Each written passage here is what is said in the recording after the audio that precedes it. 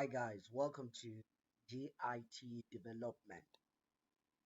Today we're going to focus up on the development of the gastrointestinal tract as well as with some associated organs that are going to be derived from the GIT tract.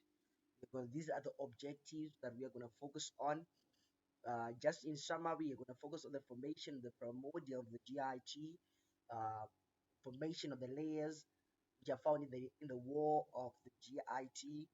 We're gonna form of we are gonna talk about the adult organs that are derived from the foregut, midgut, and the hindgut, and the development of the embryological mesenteries, and some clinical correlates, obvious. Right. So the GIT system is divided into three. You have what called the foregut, the midgut, and the hindgut.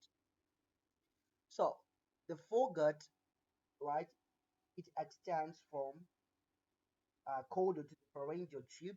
So this is your pharyngeal tube, right? Caudal to the pharyngeal tube and extends to the lower liver growth, right? You cannot see the liver growth right here, but there's going to be an extension from this portion to the portion where the liver bud is going to grow. That's going to be your foregut, right? And this is going to be your midgut. Your midgut is going to extend from the caudal portion of the liver diverticulum, which is your liver bud, up to the junction between the right two-thirds of the transverse colon and the left one-third of the transverse colon. Other texts can say up to the junction of the proximal two-thirds of the transverse colon and the distal one-third of the transverse colon. So that's your midgut. And then you're going to have your hindgut. That's going to extend from the distal one-third of the transverse colon up to a membrane called the cloaca membrane, the cloacal membrane. What is it going to form? It's going to form your anus. And then this part here is going to be called your oropharyngeal membrane, yeah, or your brachopharyngeal membrane. That's where you're going to find your future mouth. So let's take a look. So we said the DIT divided into foregut, midgut, and hindgut. Now let's take a look at the derivative, what comes out of the foregut. So first, you're going to have the primitive pharynx and its derivative. The derivative of the primitive pharynx are going to be the oral cavity, the pharynx itself, your tongue, your tonsils, the salivary gland, and the upper respiratory system, right? And then you're also going to have the lower respiratory system that involves your trachea, your principal bronchi, your um, lobar bronchi, segmental bronchi, terminal bronchus, and all those things, right? Good. And then you're going to have the development of the esophagus and the stomach coming from the foregut, as well as the upper portion or the proximal portion of the duodenum that is above the opening, or which is proximal or above or cranial to the opening of the common bile duct. Take note of this.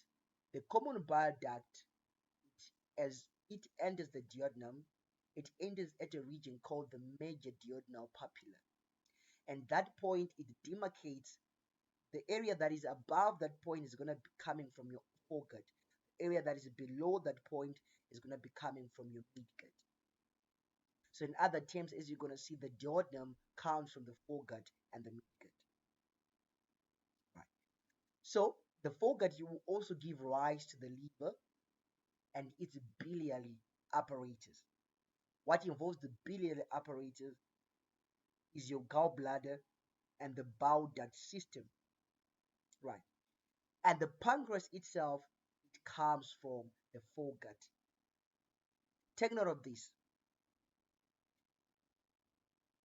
Each part of the GIT is supplied uniquely by an artery. The foregut is supplied by the celiac trunk. The midgut is supplied by the superior mesenteric artery. The hindgut is supplied by the inferior mesenteric artery. So as for your foregut, the structures that are coming from the foregut, they're going to be supplied by the celiac trunk. You understand now? Let's proceed. Right. Let's take a look at the development of the esophagus. Right. So the esophagus, it develops from the foregut, and it's going to have epithelial lining. From histology, the epithelial lining is going to be stratified, non-keratinized squamous epithelia. And the epithelia and the glands that will be found in the submucosa of the esophagus, they are all going to be derived from the endoderm. You understand? The endoderm. But at first, this esophagus is going to be the epithelia. This epithelia, it proliferates, that it occludes this esophagus. But later, it's going to be recanalized, right, and forms a lumen. Take note of this. In the wall of the esophagus, you have what you call muscularis mucosa and muscularis externa. The muscularis externa is going to be made of inner circular, depending on the part of the esophagus. The upper part of the esophagus is going to be completely skeletal. The upper third of the esophagus, the muscularis externa, is going to be skeletal muscle. The middle portion or the middle third is going to be a combination of skeletal muscle and smooth muscle. The lower third is going to be smooth muscle. So these muscles, they are going to be supplied by vagus, by the vagus nerve. Very important. Let's take a look at the anomaly of the esophagus. Right. First of all, we have esophageal atresia, which we are quite familiar with from the respiratory development, which we said in common tracheoesophageal esophageal atresia and tracheoesophageal fistula. You have the esophagus um, protruding as a blind pouch, right? And the distal part of the esophagus is going to form a fistula of the trachea. So that is what you call tracheoesophageal fistula. You can also have an incomplete recanalization of the esophagus, right? That leads to failure, which we say it's failure of recanalization of the esophagus. And that is very important because remember, when a fetus is in the uterine, if is in the uterine, it swallows amniotic fluid, right? And if there is an occluded esophagus, there's going to be failure of swallowing of that amniotic fluid, which will lead to excessive amount of the amniotic fluid in the amniotic cavity. That is called polyhydramnios. So polyhydramnios is caused by failure of recanalization of the esophagus. Right. So let's take a look at other clinical correlates, congenital clinical correlates of the esophagus. Right. So if there is esophageal atresia, what are you going to see? Right. You're going to see vomiting. There is going to be projectile vomiting, right? And if there is going to be insertion of a catheter, the catheter will not reach to the stomach because there is an atresia of the esophagus. Is it? So we also have esophageal, that's esophageal stenosis, which I said incomplete esophageal recanalization, right? And this can also happen if there is a failure of blood supply, which can lead to atrophy, right? Segmental atrophy of the esophagus. And then we have another important clinical that is involved with shortness of the esophagus. So shortness of the esophagus is going to lead to the stomach being constricted on the esophageal hiatus. So there's going to be herniation of the stomach in the thorax. Let's look at the development of the stomach. Right. So the stomach, it starts as a fusiform dilatation, right, at the distal part of the foregut, right, and then it's going to rotate. This fusiform dilatation is going to rotate around two axes, a longitudinal axis and a anterior posterior axis. Right. So let's start with the rotation of the stomach along the longitudinal axis. So the stomach is going to rotate 90-degree clockwise around the longitudinal axis. So this is your stomach, right? We're going to talk about the mesenteries very soon, which is an interperitoneal organ because it is completely covered by a mesentery. So this is your dorsal mesentery that will suspend the stomach from the posterior body wall. And then you're also going to have a ventral mesentery. All right. So there's going to be, you can actually appreciate, since your stomach is a part of the foregut, what artery is going to supply the stomach? Celiac artery. Celiac artery. You understand? Right.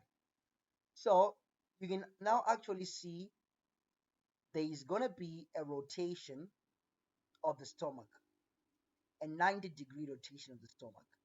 So it's going to rotate clockwise. So clockwise, that is in this direction. So as it rotates in this direction, what was anterior, right? What was anterior goes to the left. What was posterior goes to the right.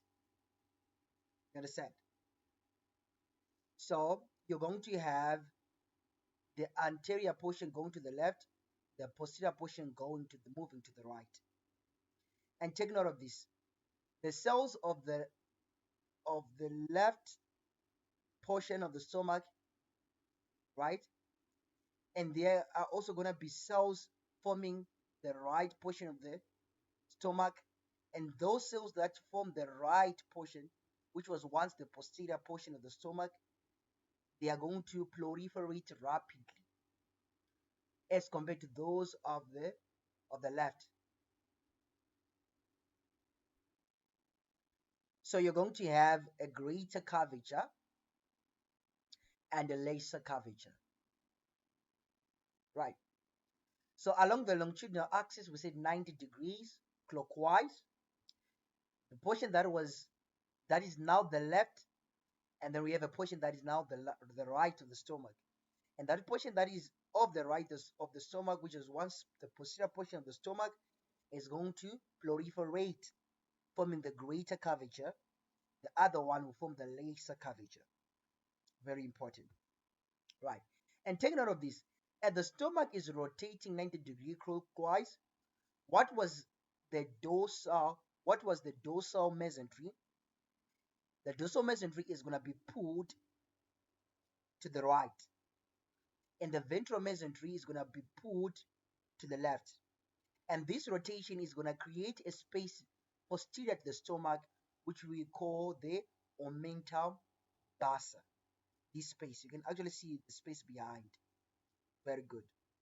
So in the development, right in this dorsal mesentery, you are going to see the origin of the spleen. So the spleen will begin to grow within the dorsal mesentery of the stomach. So the dorsal mesentery of the stomach is called the dorsal mesogastrium. The ventral mesentery of the stomach is called the ventral mesogastrium. Right.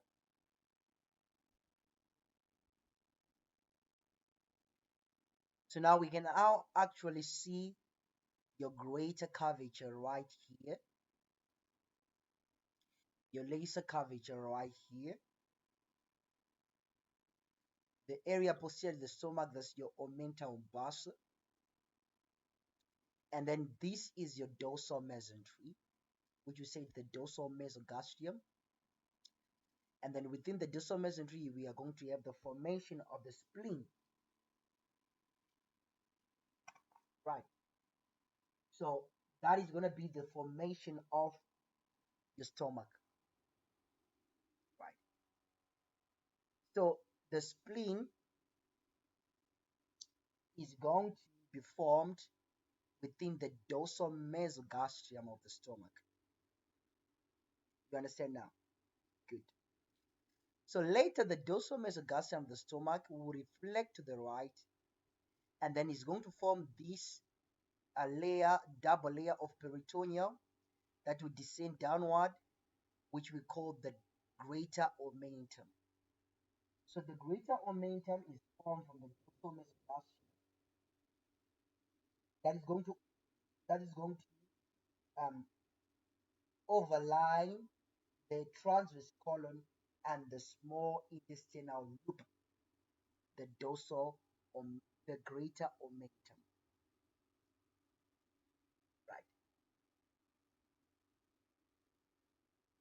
So let's take a look into the anterior and posterior rotation. So the stomach is going to be divided into four.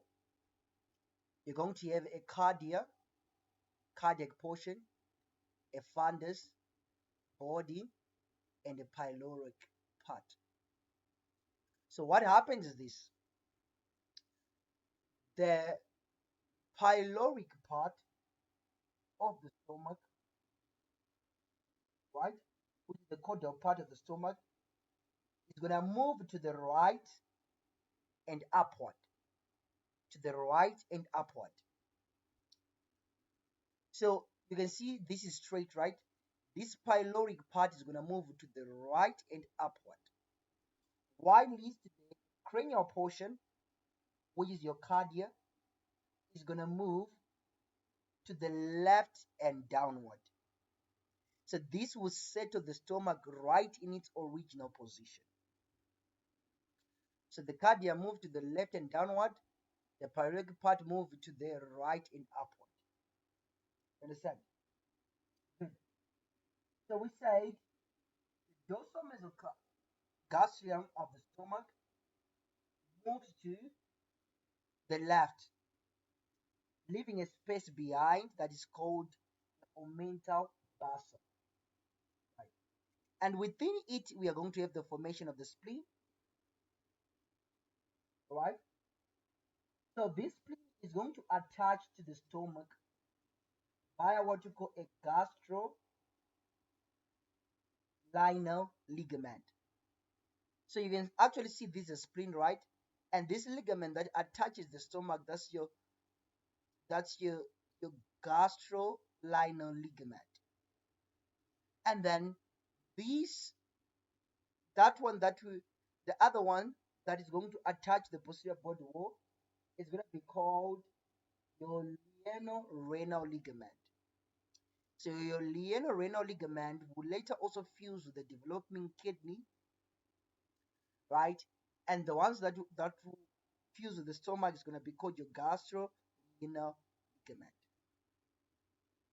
Good. Right. So let's talk about a bit of the ventral mesogastrium. So the ventral mesogastrium, which is also the ventral part of the ventral mesogastrium, is going to form the lesser omental and the falciform ligament. Falciform ligament and lesser omentum. So you're gonna see that we have what we call a septum transversum, if you remember from the development of the diaphragm, right? So the septum transversum is going to thicken and grow towards or inside the ventral mesogastrium, and it's going to divide the ventral mesogastrium into two, right?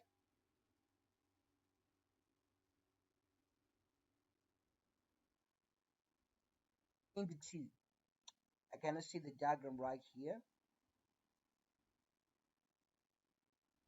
right? So you're going to have your liver right here, which will come from the septum transversum, and the portion from the stomach to the liver, that is going to be your lesser omentum, and then from the liver to the to the to the to the anterior body wall, it's going to be your falciform. We're going to talk about it later. So let's talk about the mesenteries of the stomach. First of all, you have to understand what is a mesentery. What is a mesentery? What is a mesentery? So a mesentery is a double layer of peritoneum that is responsible of carrying nerves, veins, and arteries, as well as the lymphatics from the posterior body wall to the GIT.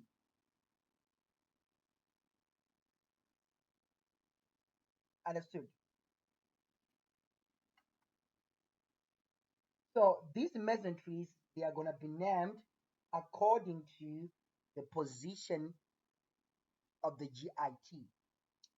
So the mesentery that is at the stomach, that's going to be your dorsal mesogastrium, of the duodenum, the dorsal mesoduodenum, the colon, the dorsal mesocolon, the the jejunum and the ileum is going to be called the mesentery proper.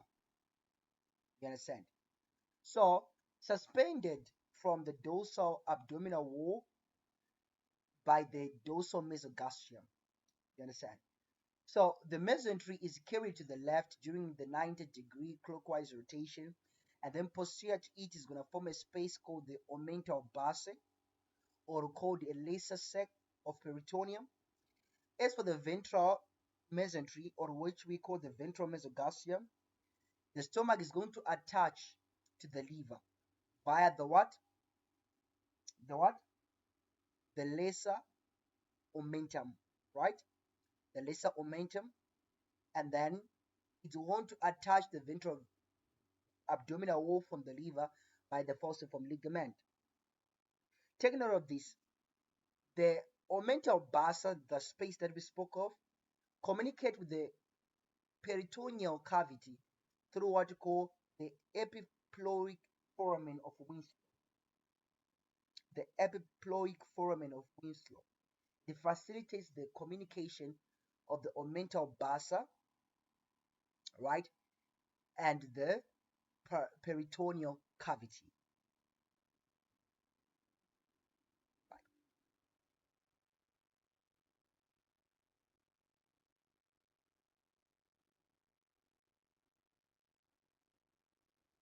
So you can actually now see these clefts in the dorsal mesogastrium, right?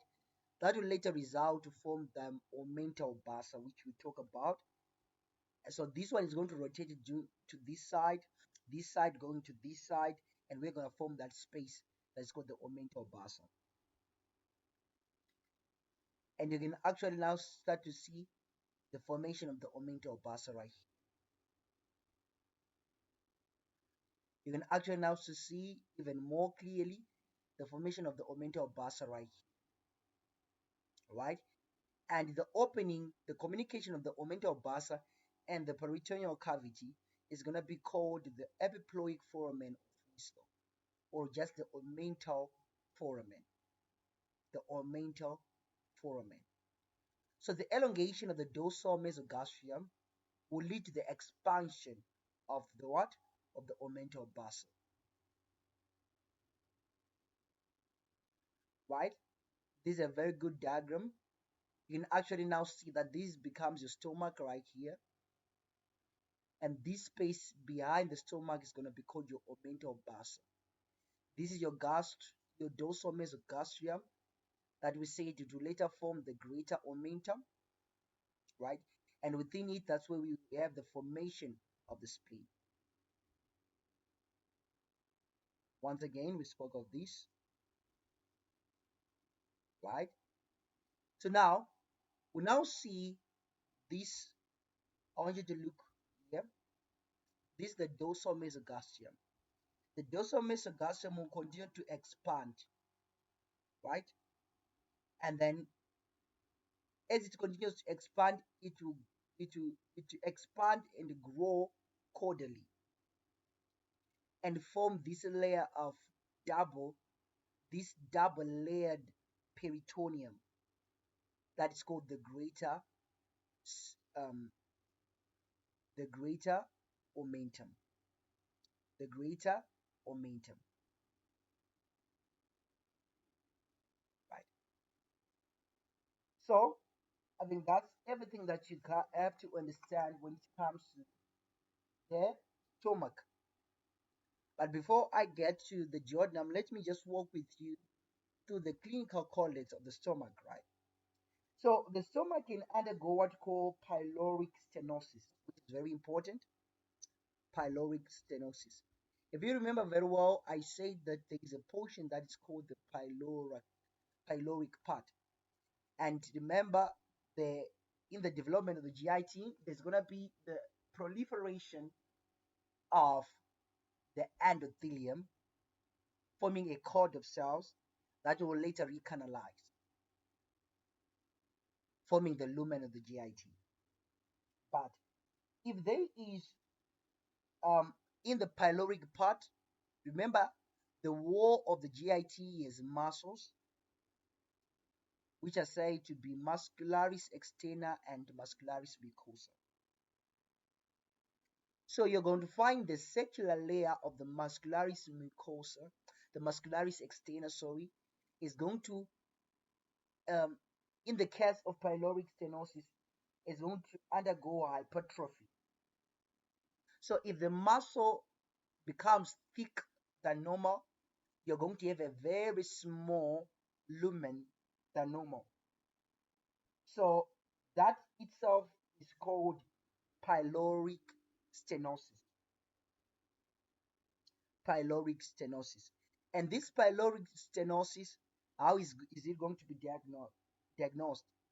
So you're gonna see severe projectile vomiting, but with no presence of bile, right? So it's gonna be a non-bilious vomitus, no presence of bile, because this is happening before the entrance of the bile duct, as we're gonna see. So whatever you are vomiting out, it will not going to have any element of bile. You understand? Good. Let's take a look at the development of the duodenum. What is important on the duodenum is to understand that it is dual origin, right? The upper portion of the duodenum comes from the foregut. The lower portion or the distal portion of the foregut comes from the midgut, right? So during the rotation of the stomach, you're also going to have the rotation of the duodenum to the right. And first of all, the duodenum, a certain part of the duodenum is going to be is going to have its dorsal mesentery, which we say is called what? It's called what? It's called the mesoduodenum, remember. So you're going to have the mesoduodenum at first, but later the mesoduodenum is going to regress, causing the duodenum to directly sit on the posterior wall, posterior abdominal wall. So therefore, a certain portion of the duodenum is referred to as retroperitoneum. So retroperitoneum, these are organs that are incompletely covered by peritoneum, right? So the duodenum is going to be covered anteriorly by peritoneum, but posterior to it is going to be lying directly to the posterior abdominal wall. So therefore, there will be no peritoneum there. You understand? Except the cranial first part of the duodenum, that is called the duodenal cap. That's the portion, the first part of the duodenum. That portion is going to be intraperitoneal because it's going to have a dorsal mesoduodenum, and it's going to be covered entirely by peritoneum. So a question can come, true or false. The first part of the duodenum is intraperitoneal, true. The, the, the second part of the duodenum is retroperitoneal, true. You understand now? Good. So as for the clinical correlates, they can also be stenosis of the duodenum. Stenosis of the duodenum, which is partial, incomplete recanalization of the duodenum, right? And stenosis of the duodenum can also be caused by what we call annular pancreas. We're going to talk about the annular pancreas as we're going to do the development of the pancreas. But annular pancreas, it also causes duodenal stenosis. And take note of this. Annular pancreas is associated with the projectile vomiting, right? But it will be bilious vomiters. There's going to be presence of bile in the vomiters because we are now because the bile duct, it drains its contents of bile inside the duodenum. So if there's vomiters coming from the duodenum, definitely it's going to be having bile. So whenever you have someone vomiting and there's a presence of bile, it may mean that there is annular pancreas or duodenum stenosis. So wherever there is atresia of the duodenum, which is complete blockage, there's always gonna be polyhydramnios, which we said excess amniotic fluid. So you can actually appreciate this is your stomach here, and this is your duodenum information. And it is from the duodenum where you're going to have a liver bud and your pancreatic bud. But the duodenum, with the rotation of the stomach, the duodenum is going to rotate to the right. As it rotates to the right, it will sit directly on the posterior abdominal wall, making some part of it being retroperitoneal. Right. So we say the duodenum is dual origin, and some part coming from the foregut, some part coming from the midgut. So the part coming from the midgut is going to be below the entrance of the bile duct, or what we call the major duodenal papilla. The portion that is above the entrance of the bile duct is going to be the portion coming from the foregut. That is below is going to be the portion coming from the midgut. Right. So you can actually see this duodenal stenosis that can lead to bilious vomiters. This becomes now duodenal atresia, which is complete closure, right? This can lead to polyhydramnios, right? You can actually see a cross section here. There's gonna be a blockage here.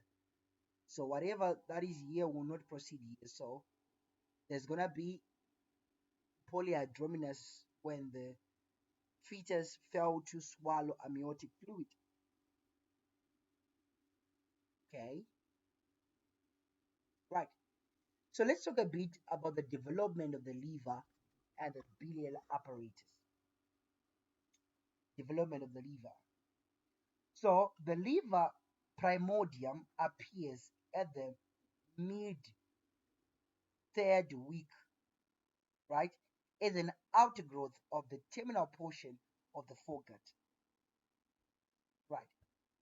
So this is your foregut, right?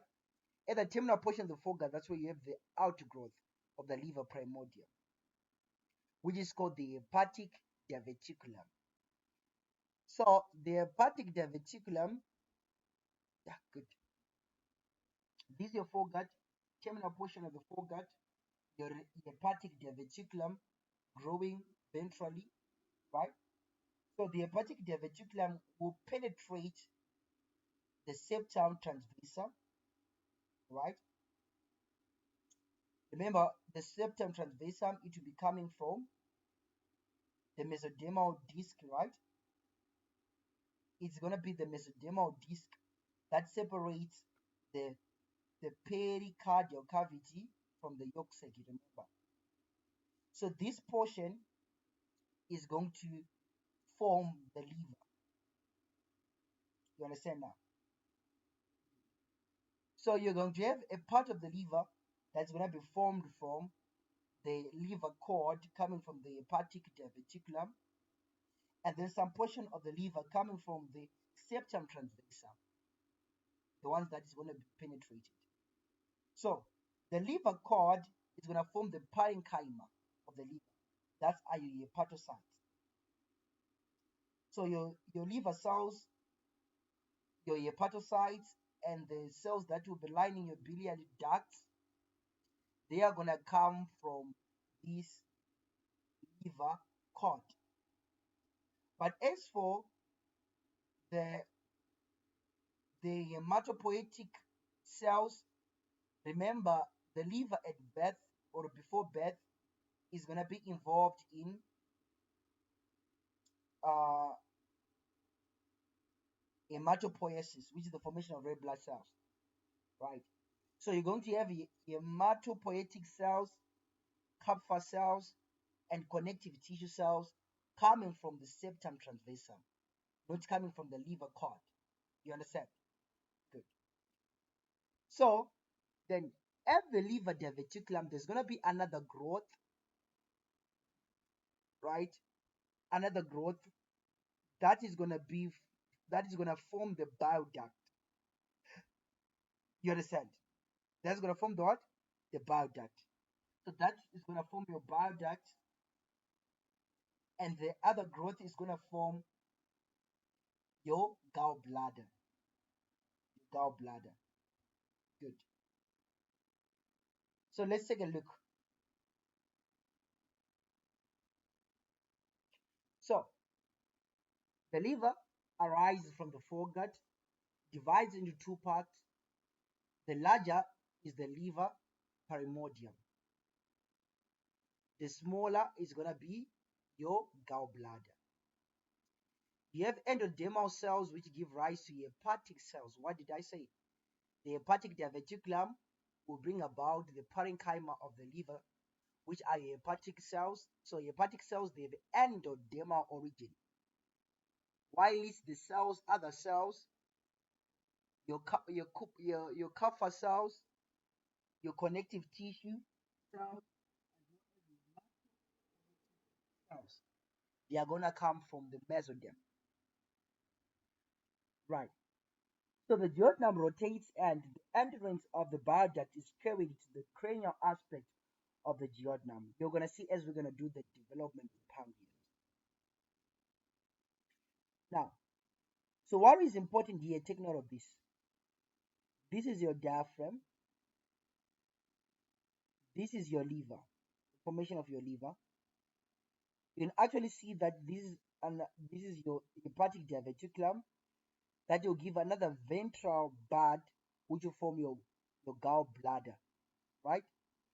And then this portion of the liver that is between the stomach or the foregut and the liver, this portion is going to be called the hepatoduodenal ligament. Gross anatomically, it is in this portion where you're going to find the portal triad. The portal triad. And then this free edge of ventral mesentery is where you are going to have the communication of the peritoneal cavity and the omental bursa. That will become your epiploic foramen of Winslow. You understand? And then there is a mesentery that connects the liver, the ventral body wall. That is going to be called your falciform ligament. Take note of this. You have what you call an umbilical vein and two umbilical arteries. Let me talk of the umbilical vein. The umbilical vein, it carries oxygenated blood from the placenta to the fetus. So the umbilical vein, embryologically, it will be within the falciform ligament as it gives its way to the what? To the liver. From the development of the heart, we understood that it is from it is it is the umbilical vein that is going to be bypassed by the ductus venosus to the inferior vena cava, if you remember. So the umbilical vein after birth or during birth is going to obliterate. So you will not be able to see this as a vein in an adult. It's going to be a cord that is called the ligamentum teres hepatis, or just easily the round ligament of the liver. So the round ligament of the liver is going to be seen right inside your falciform ligament. So the falciform ligament and the hepatoduodenal ligament, they are all coming from your ventral mesentery. Ventral mesentery. You understand? Good. So the ventral mesentery is a double-layered membrane, right? It starts from the caudal part of the foregut, right, up to the upper part of the duodenum, but ventral to the GIT, right? It does not extend up to the hindgut as the dorsal mesentery. So what is it going to give rise to? The ventral mesentery is going to give rise to the lesser omentum, which I said, the mesentery between the foregut and the liver. That's your lesser omentum. From the liver to the ventral body wall, that's your falciform ligament.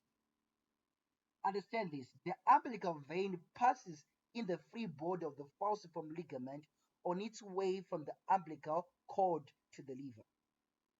And this will later become what? Your ligamentum teres hepatis, or your round ligament of the liver. Let's take a look at the anomaly of the liver, right? It is important to understand that you may have the cystic duct opening in the accessory hepatic duct, right? You can also have extrahepatic biliary atresia. That just means there's occlusion of the biliary channel, right? And there can also be failure of bile duct to canalize. And if this happens, this will lead to jaundice, which occurs soon after birth, because the bile that is being produced by the liver and the breaking down of red blood cells, it is not going to be excreted, right? So therefore, it's going to remain in the blood and cause the baby to have yellow eyes, yellow skin, and so forth, right?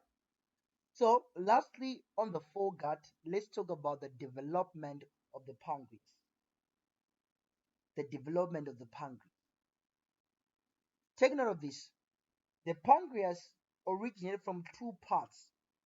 You have a dorsal and a ventral pancreatic bud. That both of them, they arise from the foregut, right?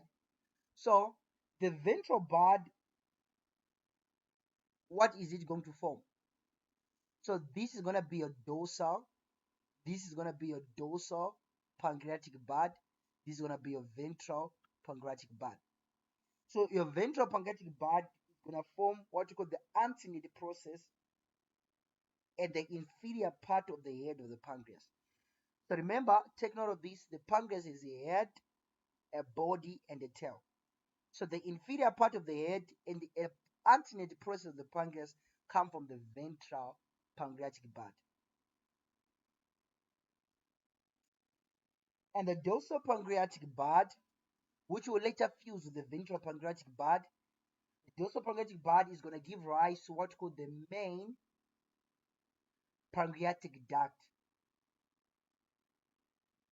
And the entire ventral pancreatic, it will come from the entire ventral pancreatic duct. So take note of this, that the pancreas is these two, the ventral pancreatic bud and the dorsal. So the ventral and the dorsal, due to the rotation of the duodenum, the ventral is going to fuse with the what? With the dorsal, right? And we are going to form the main pancreatic duct, right? From the combination of the ventral and the dorsal. And it is this pancreatic duct that will fuse with the bile duct, entering the duodenum, forming what's called the major papilla. The major papilla. So you can actually see the stages, your ventral, your dorsal. So this is going to rotate this side, right? As it rotates, you now have a fusion of the dorsal and the ventral, forming your pancreas, right? And the bile duct and the main pancreatic bud, they're going to join and they're going to enter the duodenum via the major duodenal papilla. You understand? Okay, that's another diagram. Right. Good. Right. So this is your bile duct and this is your main pancreatic bud entering the duodenum. Right. So you can actually see what we are talking about. We start with this outer growth, ventral outer growth of the terminal portion of the foregut. It continues to grow, right? This becomes your hepatic diverticulum. This will become your gallbladder bud. This will become your ventral pancreatic bud. As you can see in green, that's your ventral pancreatic bud, right? You can actually see this one, ventral pancreatic bud, your gallbladder, your liver here. And then behind, that's where you have the dorsal pancreatic bud. Now it's now clear. This now forming the biliary tree, right? Gallbladder and your ventral pancreatic bud, dorsal pancreatic bud, right? So there's gonna be rotation due to the rotation of the duodenum. What was ventral goes dorsal, right? And there's gonna be fusion of your pancreatic bud, dorsal and your ventral pancreatic bud, right? And you can actually now see that the bile duct once enters the ventral portion of the foregut, but now it now enters the dorsal portion of the foregut. You understand? Good. So you can now see this becomes your pancreas, this becomes your pancreas, this becomes your pancreas, this becomes your gallbladder, this becomes your common hepatic ducts, this becomes your cystic duct, forming your bile duct. That will form the main pancreatic bud joining the major duodenal papilla. Right, so thank you so much, guys. This is the development of the foregut. We shall look into the development of the midgut. Thank you so much and take care.